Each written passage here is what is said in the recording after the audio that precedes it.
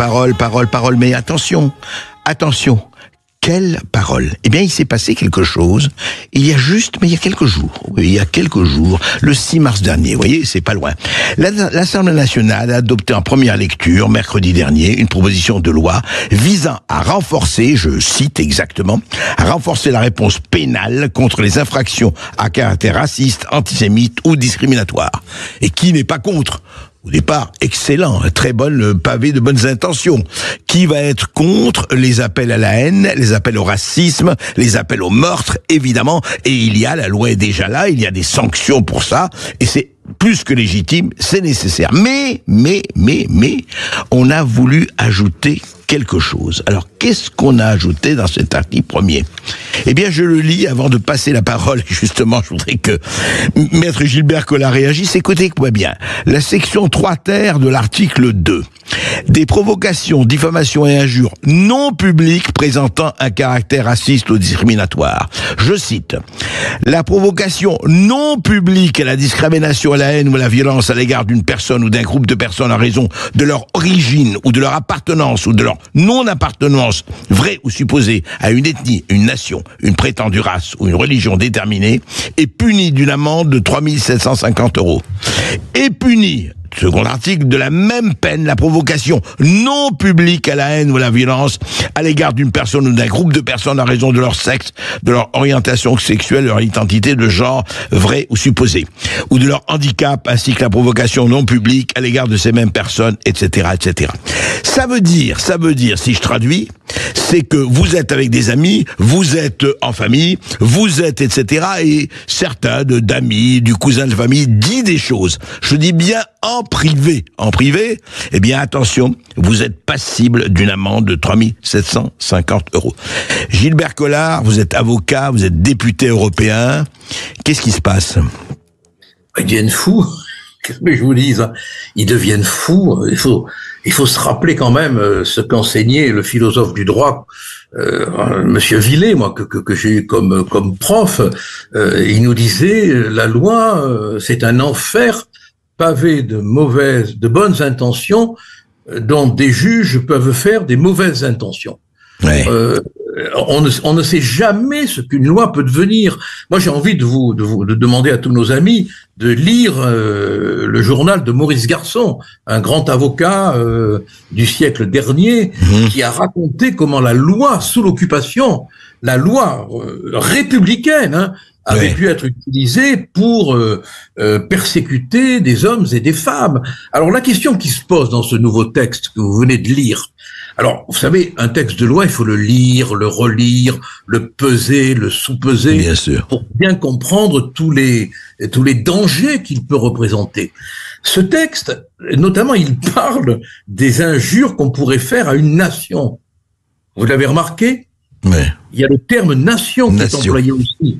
Alors donc, si dans une soirée, je dis du mal, par exemple, des Russes, si je dis du mal des Ukrainiens, je tombe sous le coup de la loi. Je tombe sous le coup de la loi. Elle est tellement absurde, cette loi, que on ne peut plus rien dire contre une quelconque nation.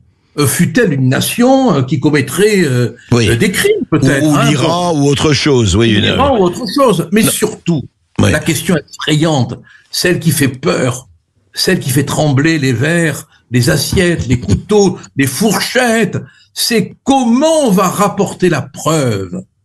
Eh bien, la preuve, elle va être rapportée par l'invité. Bien sûr, par la dénonciation. J'étais chez Gilbert Collard, il m'a reçu à dîner. Voilà. Par les délateurs de table, par les amis qu'on va inviter, qui brancheront le téléphone pour enregistrer à la fin du repas, quand tout le monde est bourré, quand on est à l'heure où on dit des conneries, parce que on l'a tous vécu, ça, les conneries de fin de repas, impardonnables, bien évidemment. Bien sûr. Mais qui ne doivent pas faire l'objet de dénonciation. On fait entrer, mais cette époque est une époque de merde, vraiment. On fait entrer la déshumanisation complète, quoi. Chacun d'entre nous va être le flic de l'autre. Vous savez, cette fameuse phrase de Camus. J'ai peur du concierge. Ouais.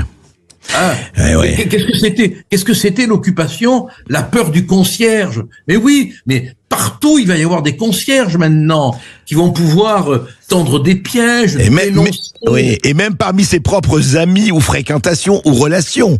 Vous imaginez? Non mais moi c'est le non public, c'est-à-dire qu'il y a suffisamment de lois pour punir les appels à la haine, au racisme, etc. On en rajoute, Gilbert Collard. C'est quoi? On veut quoi? C'est du zèle? C'est quoi? On veut des effets d'annonce, vous comprenez. Chaque député veut sa petite loi pour se donner une espèce d'importance. Le député en question, qui je crois est un élu des étrangers, sur la liste des étrangers, qui s'appelle Lefebvre. Oui, Lefebvre. J'espère qu'il n'a rien à voir avec Monseigneur Lefebvre. J'espère pour lui. Bon, à sa petite heure de gloire, voilà. Bon, mais entre nous. Et j'espère qu'on n'est pas entre nous, tous les textes de loi qui existent auraient dû permettre de réprimer les menaces proférées contre Dominique Bernard, contre Samuel Paty. On n'a pas bougé.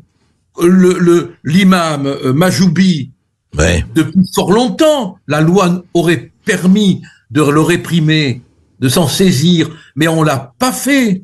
Alors c'est quoi ces gadgets de loi? Ces lois de foraines, ces lois de comédie, c'est quoi? Elles servent à rien, si ce n'est à instiller dans l'esprit public l'idée que chacun d'entre nous devient le flic de l'autre, quoi. Le délateur de l'autre, mais c'est effrayant, quoi. C'est la négation de la loi, vraiment. Mais Gilbert Collard, il y a quelque chose d'étonnant, c'est que cette loi en première lecture a été votée par l'Assemblée. C'est même pas un projet de loi. Enfin, si, c'est pas encore voté, il y a le Sénat qui doit voter. Le Sénat qui va avant. Oui, non mais c'est comment les gens, parce que apparemment ça a été voté, je ne dis pas que c'est à l'unanimité, mais ça a été voté à une large majorité. Mais enfin, les gens je ne sais pas, ils réfléchissent plus. Qu'est-ce qu'il y a? Les gens ont peur. Vous comprenez? Le piège de ces lois morales, c'est que dire qu'on s'oppose à elles, c'est se laisser en mettre en péril d'accusations d'être favorable à ce que la loi combat. Alors que on condamne tous le racisme, la xénophobie, bien sûr, toutes ces formes, bien évidemment. Bon, et on sait très bien que c'est pas une loi comme celle-là qui permettra de réprimer le racisme, l'antisémitisme qui sévit partout. Nos compatriotes juifs sont agressés comme ils ne l'ont jamais été. Alors, on se sert, si vous voulez, de ces effets d'annonce, quoi, pour faire croire qu'on fait quand on ne fait rien. Ouais. Mais c'est parce que les députés ont peur, ils ont peur qu'on leur dise « Ah oui, vous avez refusé de voter cette loi, donc ça veut dire que vous approuvez la provocation non publique à la discrimination, à la haine, à la violence, à l'égard d'une personne ou d'un groupe de personnes à raison de son origine, de son appartenance ou de sa non-appartenance, vraie ou supposée, vous vous rendez compte? Oui. À une ethnie, à une nation, une prétendue race, ou une religion déterminée, mais vous vous rendez compte jusqu'où ça va? Une religion déterminée, c'est-à-dire que le type qui à la fin du repas dira je bouffe du curé, après avoir bien bouffé, il pourra tomber sous le coup de la loi. Non mais je veux dire que pour moi, franchement, le personnage le plus fabuleux de toute l'histoire, c'est Tartuffe, quoi. Oui. Molière, c'est le génie transcendantal. Il a créé un personnage qu'on côtoie tous les jours. Mais Tartuffe revu et corrigé par Orwell, parce qu'il y a ça aussi. Ah ben oui. C'est-à-dire, Gilbert Collard, quand même, nous tous les auditeurs, les visiteurs de Sud Radio, tout le monde, hommes et femmes, on ne pourra plus raconter une seule blague qui vise... Non, attention. Rien. Plus une seule blague. Ne racontez pas une blague. Ah non, gardez-vous bien de raconter une blague ou un sketch ou de faire un jeu de mots. Attention, le voisin peut-être est en train de noter sur son calepin le propos que vous voulez tenir pour aller le signaler au commissariat d'à côté. Attention. Il va falloir fouiller les gens à l'entrée, mais les fouiller dans l'âme, quoi. Pour oui, c'est ça. Confisquer leur téléphone portable pour pas qu'ils enregistrent. C'est non, parce que et puis vous avez à mon avis plein de gens qui vont provoquer aussi, pourquoi pas. Bien Vous allez sûr. avoir des agents provocateurs qui vont peut-être venir déjeuner chez vous ou chez moi en se disant Oui. on va peut-être l'amener Je à vais dire lui un mot soutirer trop. quelque chose, oui. Mais dites-moi, Gilbert Collard, en fait, on invite, c'est quand même une invitation, ce non public, quand même. C'est ça, les lettres en lettres de feu, non public. Hein. C'est pas seulement public, c'est non public. Non, Donc, c'est non public. c'est une Non public. invitation à la délation et à la surveillance, quoi. C'est ça. Oui, ils vont mettre des menottes, comme le disait le poète Pablo Neruda, aux mots. Ils sont en train de mettre des menottes aux mots. Et puis ils sont en train de nous faire peur, quoi. Ça va aller très mal. Vous savez, moi j'avais été frappé en lisant la correspondance entre Freud et un de ses amis. Ouais. Lire que ce que Freud disait, ce qu'il y a de pire en ce moment en Allemagne, c'est l'hypocrisie.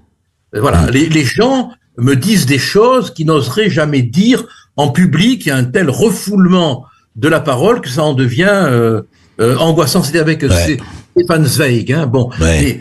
et on en arrive à ce refoulement aujourd'hui, quoi. Je veux dire que on peut plus. Rabelais aujourd'hui tomberait sous le coup de la loi.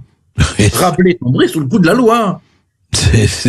C'est terrifiant. Et je rappelle à ces bonnes âmes qui veulent nous légiférer, je rappelle simplement, et vous le connaissez mieux que moi, Gilbert Collard, l'article 10 et 11 de la Déclaration des droits de l'homme et du citoyen de 1789, texte fondateur qu'il en vue. Nul ne doit être inquiété pour ses opinions, même religieuses, pourvu que leur manifestation ne trouble pas l'ordre public établi par la loi.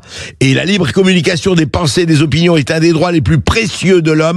Tout citoyen en peut donc parler, écrire, imprimer librement, sauf à répondre de l'abus de cette liberté dans les cas déterminés par la loi. Et là, maintenant, eh bien, il n'y a plus de liberté puisque dans le privé, vous n'aurez plus le droit, enfin, en principe, de faire cela. Est-ce que vous croyez que le Sénat va arrêter le massacre? Oui, j'ose espérer que les sénateurs vont réformer ce texte, parce que il nous prépare quoi? La disparition de la vie privée. Voilà. Oui.